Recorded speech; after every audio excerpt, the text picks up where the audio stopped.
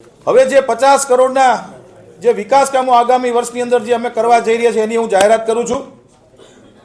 રાજકોટ મહાનગરપાલિકામાં ભૌગોલિક દ્રષ્ટિએ 18 વોર્ડ છે। આ 18 વોર્ડની અંદર ઈસ્ટ ઝોન, વેસ્ટ ઝોન અને સેન્ટ્રલ ઝોન હતા, પરંતુ કોઠારિયા, વાવડી, ઘંટેશ્વર, માધાપર જે પ્રકારે રાજકોટ મોટું થઈ રહ્યું છે, જેમ આપણું સિટી મોટું થાય એમ અધિકારીઓનું સેટઅપ, ગ્રાન્ટનું સેટઅપ આ બધું પણ ફોડાવવાની જવાબદારી શાસકોની હોય છે। એટલે આજ રોજ નવા બજેટની અંદર, નવા વર્ષની અંદર એક નવો ઝોન આપણે ઊભો કરીએ છીએ, જેનું નામ સાઉથ ઝોન રહેશે। વોર્ડ નંબર 15, 16, 17 અને 18 આ 4 વોર્ડનો એક નવો ઝોન, જેને સાઉથ ઝોન કહેવામાં આવશે। કોઠારિયાથી લઈ અને સોરઠિયાવાડીથી લઈ અને દૂધની ડેરીવાળો આખો વિસ્તાર અને આખું કોઠારિયા ગામ, જેને આપણે સાઉથ ઝોન તરીકે ડિક્લેર કરીએ છીએ। કોર્પોરેટરની ગ્રાન્ટ 15 લાખના 20 લાખ રૂપિયા। પછી ward number 16માં Devpara 80 ફૂટના રોડથી Aji GIDC તરફનો રોડ જોડવા નદી પરનો બ્રિજ બનાવીએ છીએ। વોર્ડ નંબર 11, 18 પછી માધાપરમાં કોમ્યુનિટી હોલ અને વોર્ડ નંબર 6માં મહારાણા પ્રતાપ કોમ્યુનિટી હોલનું નવીનીકરણનું આજે આયોજન કર્યું છે।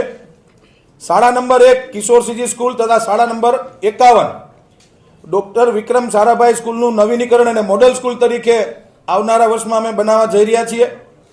ભાડાના મકાનમાં કુલ આંગણવાડીઓ રાજકોટ મહાનગરપાલિકાની 317 અંદાજિત આંગણવાડીઓ છે, તેમાં 61 આંગણવાડી ભાડાના મકાનમાં ચાલી રહી છે। તો આવનારા વર્ષની અંદર આ તમામ આંગણવાડીઓ રાજકોટ મહાનગરપાલિકાના પોતાના બિલ્ડિંગના બેસે એવા પ્રયાસ અમે લોકો કરવાના છીએ। દરેક આંગણવાડીમાં વોટર કુલર, વોટર પ્યોરિફાયર અને સબમર્સિબલ પંપ મૂકવા, જેથી કરીને બાળકોને શુદ્ધ પાણી મળી રહે। માધવરાવ સિંધિયા ક્રિકેટ સ્ટેડિયમનું નવીનીકરણ કરવા જઈ રહ્યા છીએ। માધવરાવ સિંધિયા ક્રિકેટ સ્ટેડિયમની એક યાદ છે, એમાં વર્ષો પહેલા આંતરરાષ્ટ્રીય મેચ રમાતા, જેનું સ્ટેડિયમ આજે થોડું જર્જરિત છે એટલે વારંવાર રિનોવેશન કરવું પડે છે, તો એનું પણ અમે 150 લાખના ખર્ચે નવીનીકરણ કરવા જઈ રહ્યા છીએ। કિસાનપરા ચોકથી મહિલા કોલેજ અંડરબ્રિજ સુધીનો બંને બાજુ તથા બાલાજી હોલથી ધોળકિયા સ્કૂલવાળો રોડ આવાસ યોજના સુધી, મેં જે વ્હાઇટ ટોપિંગનું જે કીધું એ આપણે બીજા 2 નવા વ્હાઇટ ટોપિંગ રોડ આવનારા દિવસોની અંદર, વર્ષની અંદર આપણે બનાવવા જઈ રહ્યા છીએ। રાજકોટ મહાનગરપાલિકા હસ્તકના આરોગ્ય કેન્દ્રો, આંગણવાડીઓ તથા બાકી રહેલ તમામ મિલકતોમાં સોલાર રૂફટોપ ફિટ કરવા દેશના વડાપ્રધાન નરેન્દ્રભાઈ મોદી સાહેબે જે દેશને અપીલ કરી છે કે તમામ લોકો સોલાર રૂફટોપ ઘરે ઘરે નખાવે, એવી જ રીતે રાજકોટ મહાનગરપાલિકાના બાકી રહેતી જે મિલકતો છે તેમાં સોલાર રૂફટોપ ફિટ કરીને વીજળીના ખર્ચમાંથી બચત માટેનો અમે પ્રયાસ કરવાના છીએ। રાજકોટ મહાનગરપાલિકાના દરેક વોર્ડમાં જ્યાં વોર્ડ ઓફિસ નવીનીકરણ બાકી છે, એ બધી જ વોર્ડ ઓફિસને નવીનીકરણ માટેની એક નવા વર્ષમાં યોજના છે।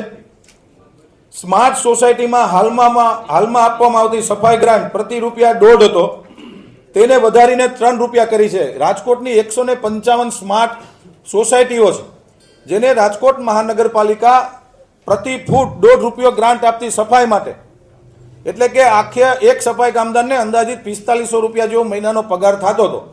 એ લોકોની રજૂઆત હતી કે અમને સફાઈ કામદાર કોઈ 4500 રૂપિયામાં નથી મળતા, એટલે અમે એને ₹1.5 વધારીને 3 રૂપિયા કરી છે, એટલે કે 9,500 રૂપિયા જેવો પગાર હવે એ સફાઈ કામદારને પોતે એ લોકોએ રાખવાના હોય છે, એના માટેની ગ્રાન્ટનો વધારો કરવામાં આવ્યો છે। શહેરના મોરબી રોડ ઉપર આવેલ જય જવાન સોસાયટી પાછળ અને માધાપરમાં 2 નવા સ્મશાન ગૃહ બનાવવા માટે આવનારા વર્ષમાં અમે લોકો અંદાજપત્રમાં લીધું છે। ઈસ્ટ ઝોન વિસ્તારમાં સેટેલાઇટ ચોકથી રેલવે ટ્રેક પૂરો થાય ત્યાં સુધી 80 ફૂટના રોડ તથા કુવાડો રોડ જૂના જકાત નાકાથી મહાનગરપાલિકાની હદ સુધીના રોડ પર સેન્ટ્રલ રોડ ડિવાઈડર બનાવી સેન્ટ્રલ લાઇટિંગ કરવાનું એક કામ અમે આવનારા વર્ષમાં લીધું છે। રાજકોટ મહાનગરપાલિકામાં અલગ અલગ ઝોનની અંદર જ્યારે અમે લોકોએ પ્રજાના ઓપિનિયન માંગ્યા હતા આવનારા વર્ષના, ત્યારે અમને ખૂબ સારું ઓપિનિયન આવ્યો હતો કે રાજકોટ મહાનગરપાલિકા પાર્ટી પ્લોટ બનાવે, કોમ્યુનિટી હોલ ખૂબ સારા રાજકોટ કોર્પોરેશને બનાવવામાં આવ્યા છે, પરંતુ પાર્ટી પ્લોટ કોર્પોરેશનના નહોતા। તો આવનારા વર્ષની અંદર 3 ઝોનની અંદર 3 નવા પાર્ટી પ્લોટનું અમે આયોજન કર્યું છે। પેડક રોડ ઉપર આવેલ વોકડાને પાકું કામ કરવાનું કામ છે।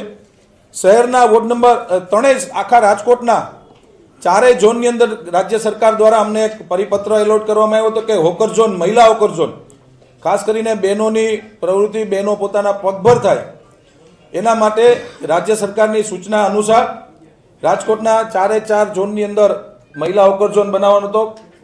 પશ્ચિમની અંદર કાલાવ રોડ પર આત્મીય કોલેજની બાજુમાં હોકર ઝોન હમણાં જ મહાનગરપાલિકાએ બનાવ્યો. બાકી રહેતા 3 ઝોનની અંદર આવનારા વર્ષની અંદર મહિલા હોકર ઝોન બનાવવા.